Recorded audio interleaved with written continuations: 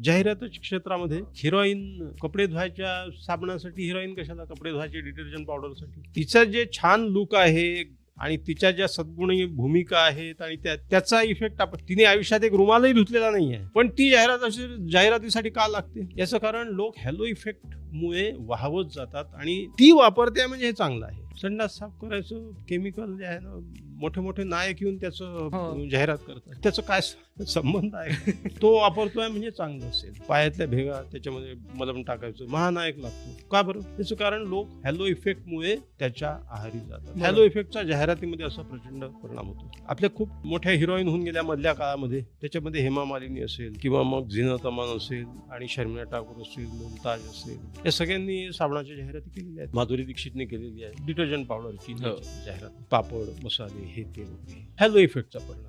ती वापरते, ती खाते आहे, ती धुते आहे आणि हे तो म्हणजे चांगलं असेल. प्राणने आपल्या आयुष्यात कुठली जाहिरात केली असो, त्याला मिळाली नाही कुठली जाहिरात, त्याला हॉर्न इफेक्ट म्हणतात. याच्या भूमिका निगेटिव्ह आहेत ना सिनेमामध्ये, तर त्यांनी वापरतात तर ते विकल्या नाही जाणार. हेलननी बुरसोंडी घासायची कुठली जाहिरात केली का, भांडे घासायची नाही.